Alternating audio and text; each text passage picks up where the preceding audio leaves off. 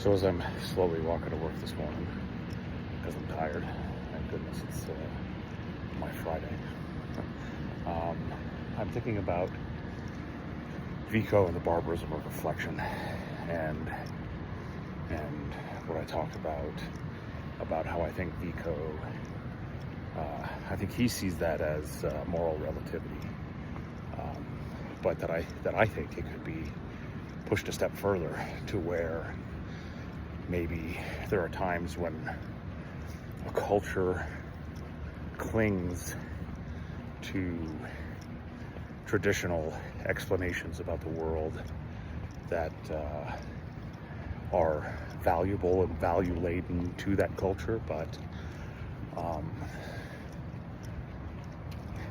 don't make it easier for that culture to negotiate with the world that they're experiencing. And I'm thinking of a couple of examples of that. One example is this book. It's an ethnography, so it's an anthropological study of a culture in Papua New Guinea that abandons its traditional religion and becomes Christian, becomes charismatic Christian, and leans very heavily into the Christian motif of sin and purity and the need to admit sin and address sin in order for God to bless and favor the society. And this particular culture, hopefully I don't get hit by this car here. All right, so this particular culture, they had a very prominent place in the region among other groups, and especially attached to some of their religious sites. But with, I don't know if colonization is the right word, because really colonies weren't founded, so more with like commercial imperialism, the British arriving and being, more on the coasts and trade happening there and trade becoming the focus. All of a sudden, other cultures that were closer to where the trade was occurring gained more social prominence than this group who are in the interior of the island. And they lose their position, and their religious sites lose their prominence. They're no longer this influential group in the wider, political culture. And so from this experience, they turn to Christianity as a means of explaining and negotiating with the new world that they find themselves in. The myths and traditions that they clung to, that were valuable to them, no longer function to hold them together, no longer function to explain their position, and so they need to find new and satisfying myths to negotiate with the world. And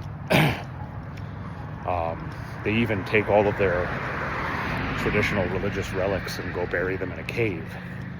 And they don't destroy them, which is interesting. They just go and they put them out in a cave and they bury them there. And something that's really interesting about the process too is that a lot of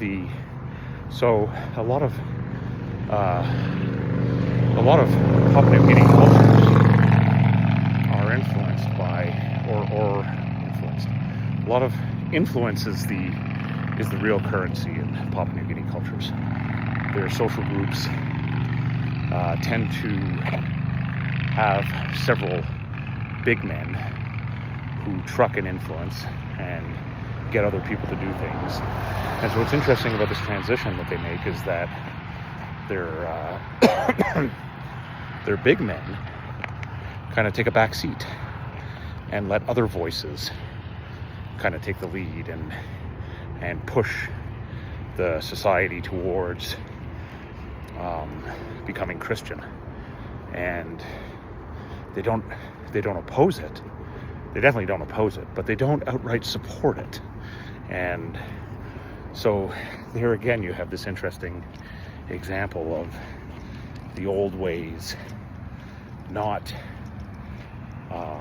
addressing the current situation in a satisfactory way, and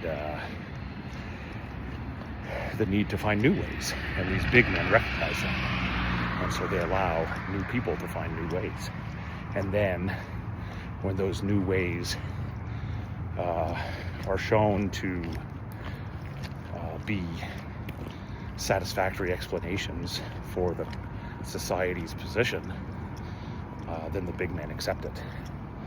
And there's a lot going on there. It's not as simple as just one thing, one explanation, but it's an interesting example of how maybe if they had staunchly held on to their traditional explanations,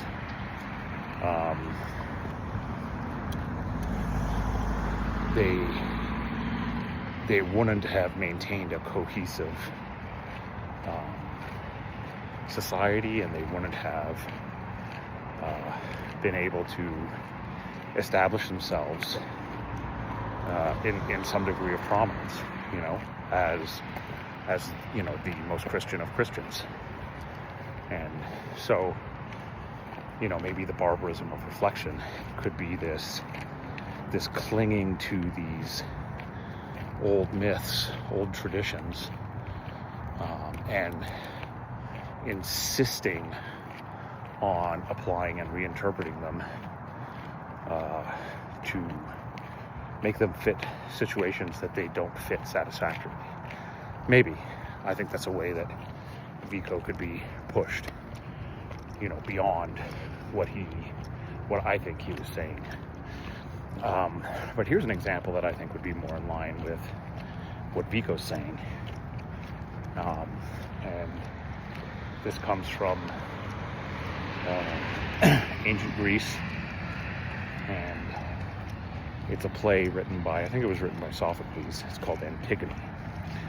And Heidegger, a German philosopher, probably most well known today for being a Nazi, Martin Heidegger, loved this play, Antigone. And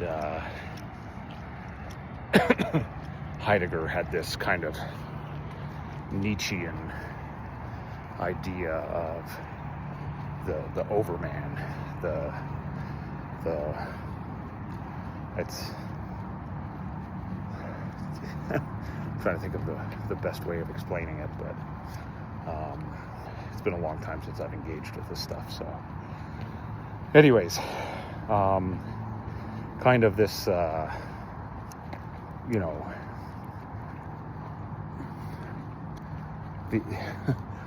the overman, Nietzsche, is very much trying to take these prior myths, these prior traditions that fit a previous incarnation of a culture and a society, and force them to fit and explain situations in a newer version of that society and culture. And they don't fit. And I think Nietzsche recognizes that they don't, because he refers to his philosophy as the philosophy of the few or the one. Not very many people are going to be able to adhere to this, because it doesn't fit. It doesn't fit the social circumstance. It's an explanation that'll fit the outlier and satisfactorily explain the position of the outlier. So Heidegger takes these ideas and reinterprets them and repackages them and comes up with this idea called the Dasein, which, if I remember correctly, is the one. But it's similar. It's not the same, but it's similar to this idea of the Nietzschean overman. And Heidegger saw Antigone as the greatest example of his Dasein. Now, Antigone is a play written by Sophocles, and Antigone is one of the two daughters of the ruling house of Thebes, the Grecian city. And her two brothers are fighting a civil war. So, and the play Antigone takes place right after the Seven Against Thebes, where 7 armies come to the 7 gates of Thebes to attack it. And this is all instigated and led by one of Antigone's brothers, who is not favored to inherit power. And so he leads this coalition against Thebes to try to overthrow his brother and take power. And the brothers fight at the city walls, and they kill each other, and their uncle becomes the new king of Thebes. And he decrees that the brother who died defending Thebes will be buried and receive funerary honors, but the brother who did not, the brother who died attacking Thebes, will not be buried and will not receive funerary honors, and his body will be left in the field to rot and be eaten by animals. And this is basically ensuring that this brother will not have a place in the afterlife. So there's a few reasons why I think Vico would have really identified with this story.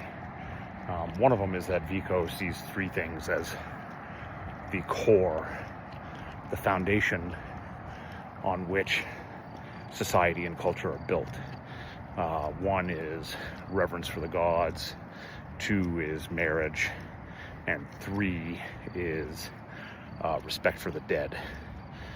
These things Vico sees as the founding myths and traditions of every society and every culture, and what makes them a society and what makes them a culture.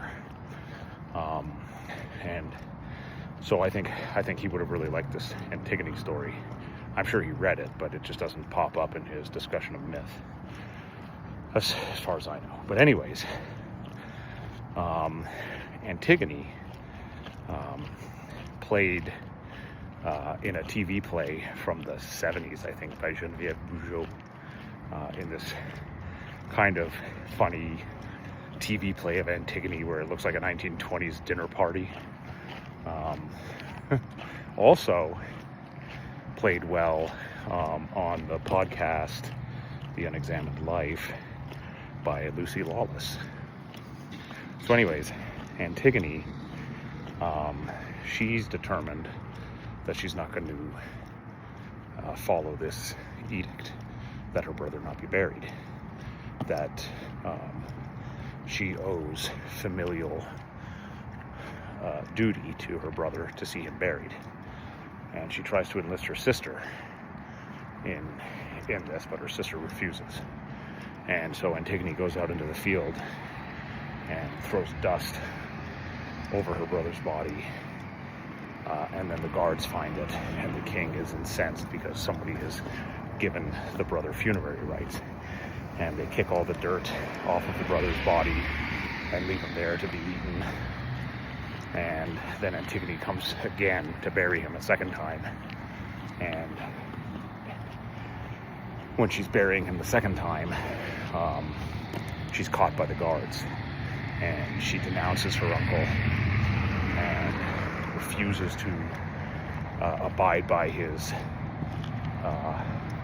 edict, and challenges his right to rule, basically. And so as a punishment for this, Antigone is entombed alive, and the king's son, who was supposed to marry Antigone, is upset by this, and then the city is plagued because these carrion animals are polluting the city, and they all interpret it as punishment from the gods for not burying this brother, and for burying Antigone. And so they go to bury the brother, and then they go to open up Antigone's living tomb and let her out, and they discover that she's hung herself. So this is Heidegger's view of the ultimate Dasein,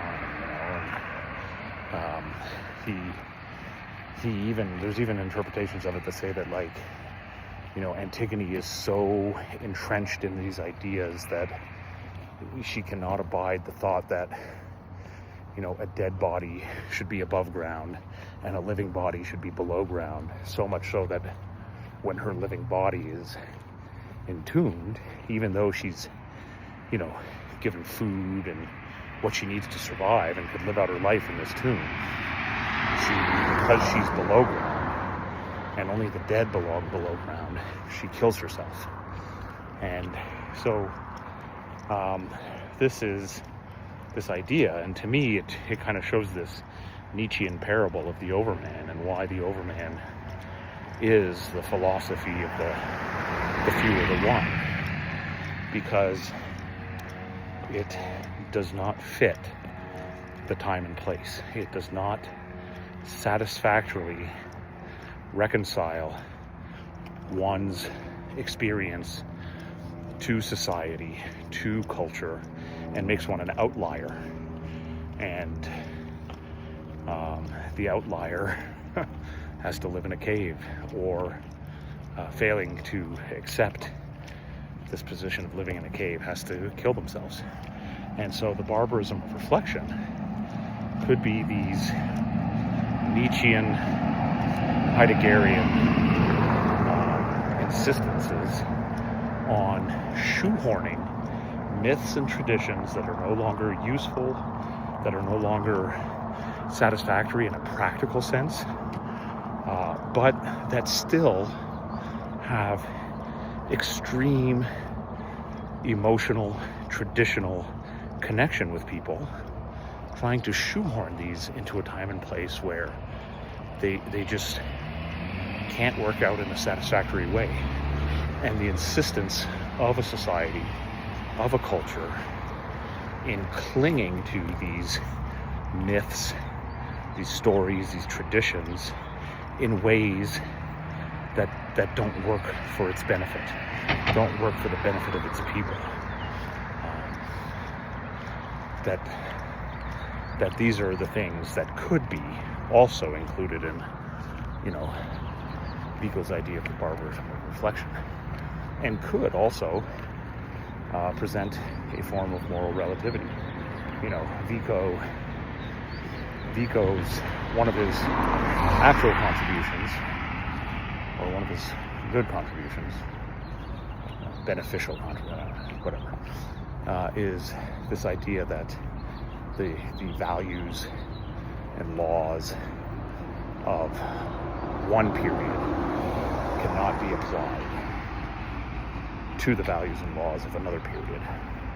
That each period has to exist according to its own negotiations of its myths and traditions. So really the barbarism of reflection could be these people like Nietzsche or Heidegger, who are trying to shoehorn these things into an epic where they don't belong. And especially with Heidegger, and especially with Heidegger's attraction to the Nazis, I think we see this. Anyways, just some thoughts. And then it's also interesting because Sophocles writes Antigone in this period of transition in Greek society in Athens, where Athens is making a very bold shift away from older traditions, older ways of dealing with the world, and adapting itself to newer ways, democratizing, expanding the influence of democracy, and also creating an economic empire throughout the Greek world, trying to anyways. And this is this period of cultural and social transition where Sophocles writes this play. And so the play is very much asking, what happens if we abandon these old ways? What happens if we abandon these traditions and values? And where does that leave us? And how do we know how to negotiate with the world? Are we bringing disease and pestilence and destruction on ourselves from abandoning these? From refusing to give these traditional forms of respect and to respect traditional forms? Or are we so insistent that these forms must apply in a way that it isn't beneficial, doesn't make sense in the time, that we would hang ourselves? So I think Sophocles' play kind of bears out this idea of what the barbarism of reflection could be. So just some thoughts, some pointless thoughts on my walk through this morning.